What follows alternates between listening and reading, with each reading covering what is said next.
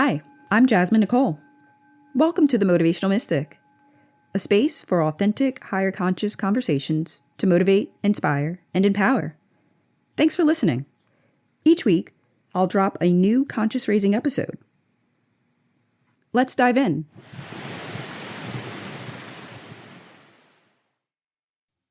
Karma doesn't have an expiration date, and it never misses an address.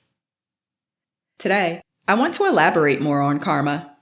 I briefly spoke about karma in a few of the previous episodes, discussing how your actions, your words, and how you show up in this world is all an output of energy, and the energy you put out into this world will come back to you in the form of karma, whether it's good karma or bad karma. Especially when someone has wronged you or done something wrong to you, and you want to retaliate.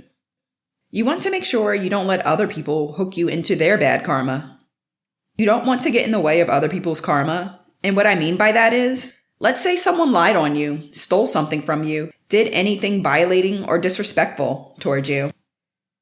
They've already put out an energetic signature of negativity that will be returned back to them in the form of negative karma. I'm not saying you can't address the person or situation and clock the situation for what it is. But what I am saying is, it's not wise to fight fire with fire. Because that person's already doing theirself a disservice by putting that negative energy out into the world that will come back to them when they least expect it. You don't want to be a low vibrational match to that negative energy that someone is presenting you with, so they're able to pull you down to their level. You will put yourself in the position to be caught in the crosshairs of someone else's bad karma because you're a vibrational match to it. We've all experienced karma, whether you recognize it in the moment or not, from past scenarios or acting on negativity. Everyone is a villain in someone's story at one point in time. So we've all done things we're not proud of. Hopefully, you learn from it, of course. But we want to make sure when people do bad things to us, our first instinct isn't to retaliate, like I mentioned before. You can acknowledge the situation and address the behavior or person, but it's not wise to return fire. Let's say you have a jealous or envious person, for example, that wants to project negativity towards you because they feel inferior to you or your accomplishments. How is returning negative energy back to that person by giving them that same energy serving you? That negative person is essentially the equivalent of an energy vampire, trying to lower you into their dark, negative lair. That negative person is pulling you into their bad karma, and you don't want to take on bad karma someone created for themselves by stooping down to their level and looping yourself into it. They've already got what's coming to them. Why do you need to be included as well? Don't include yourself in it. That's an invitation that I would personally decline. Especially for my empaths out there listening, who can tend to fall into the category of people pleasers if they don't come to a point of recognizing that just because you can feel and perceive the needs and feelings of others, it's not your responsibility to always help or fix them. Empaths can definitely get inadvertently warped into someone else's bad karma by just seeing someone down and out on their luck or in a bad position and think to themselves, I can help this person. It's nice of you to want to do that, but you need to really assess if you should do that because you don't know if the person in distress is dealing with negative consequences of their bad karma, negative energy that they put out into the universe. Oftentimes with empathic people, I can speak as one of them that used to do this. I've learned myself to just ask questions and don't automatically jump into action. If you see someone struggling, if you see someone going through a hard time, you can ask them, is everything okay? Or is there anything I can help you with? You can ask and assess the situation from there. But you don't want that negative karmic energetic transfer of getting yourself involved in someone else's situation that they created for themselves, so they can just energy dump on you. It actually reminds me of an interesting tweet I saw on Twitter recently, where someone gave a very good example of this. There were these two female friends. One of the women was going through a breakup, and she would call the other woman at all hours of the night, even calling a few times at 4 a.m. The person being a good friend would listen to her friend going through the breakup and be that listening ear, giving her friend encouragement. But guess what happened when the person who was being encouraging and providing a listening ear needed that same friend when she was going through a breakup? She called that same friend at 4 a.m. when she was in her feelings, and that friend told her she's sleeping right now and asked the woman to call her back in the morning and they can talk about it then. So the individual who was calling her friend initially at 4 a.m. in the morning, just dumping all of her emotional problems on her, was literally using her friend as an emotional dumpster, and she felt so much lighter and better after unloading on her friend. Where the other woman, who was being that listening ear, is stuck dealing with the negative emotions over the situation that the woman trauma dumped on her. And when she needed that same level of support in return to deal with her own breakup, that same friend was just like, yeah, no, not today. When I'm up, you can call me in the morning, but goodbye for now. So especially for my empaths out there, you have to recognize that your energy is not always going to be reciprocated. You cannot go above and beyond for people because most of the time, they're not going to go above and beyond for you. And that story is a good example of that. So be mindful of how much of yourself you give to people, especially if you're an empath. Everything is an energetic exchange, so you have to be very selective of what you give your energy to and how you respond to negative people, situations, or things. You want to be mindful of not getting hooked into other people's negative karma. I think it becomes easier once you have an understanding of the quantum physics that is at play on this planet, this earth, our existence. I spoke about the law of conservation of energy a few times on this podcast, and it certainly applies to karma. Energy can be created, but it cannot be destroyed, only transformed. So in that sense, if you think about it, if someone does you dirty, does you wrong, don't stoop down to their low vibrational level and do something low vibrational back, because that eye for an eye stuff, it just makes both people suffer.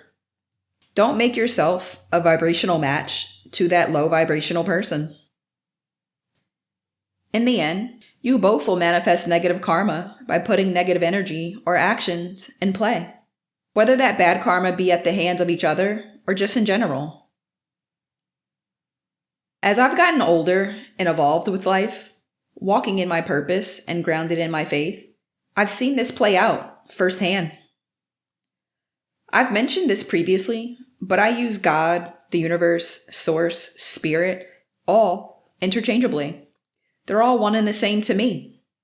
An omnipresence greater than humankind that has existed before you and I and will exist way after. Everlasting, omnipresent, a higher power that is the creator of it all.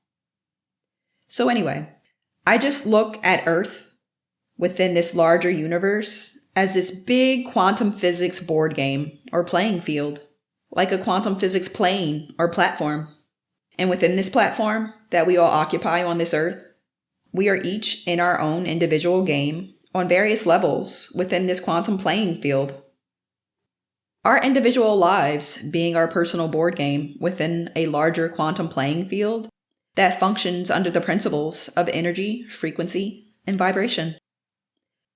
Each of us have different strengths, weaknesses, challenges, and success that is unique to our own game and life story.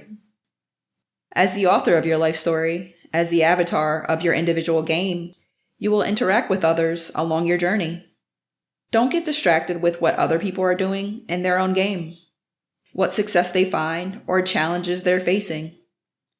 You can learn from it, but unless someone directly asks you for help, and you can help, which is key, don't get consumed with fixing other people's problems. Being a people pleaser never helps anybody. Being a people pleaser doesn't pay off. So stay focused on being a main character in your own game and let other people figure out their own personal game of life. And on this big quantum physics playing field that we all share, you don't want to get distracted by other people in their own game. You don't want to get so sidetracked by other people that you then become a background character or supporting role in their game rather than embodying main character energy in yours. I'm not saying there won't be times where we have to take a step back, fall back, and let someone else take the lead. You can't control everything at all times, but using discernment will help you make decisions accordingly based on the situation and scenario. It's just important not to get sidetracked by other people's attitudes or problems, that it takes the focus off of yourself, that you get consumed by what energy other people are putting out into the universe that may conflict with your own. Good karma is easier to identify than bad karma, because bad karma requires a person to take accountability for past behavior they may not want to acknowledge or admit. However, it's important to protect yourself using discernment, to not allow yourself to be hooked into someone else's bad karma and leave them to deal with the consequences of their own actions. So keep the focus on you. Don't get baited by other people's negativity or actions towards you. Recognize it for what it is. They're choosing to put negative energy out into the universe, and don't be a vibrational match to it, because that negative energy they're projecting towards you, if you're not a vibrational match to it, it has to go somewhere. It's not going to hit its intended target because you're not a vibrational match to it. So then what happens? It gets returned back to sender in the form of karma. So you want to be very mindful of not being baited or hooked into someone else's negative energetic cycle that is looking to hit a target that is of the same vibrational level as they are. If you are not, it cannot affect you. It won't phase you. You won't even be bothered by it. But if you are a vibrational match, it will. And then in those moments, that's when you see people are ready to retaliate, and like attracts like.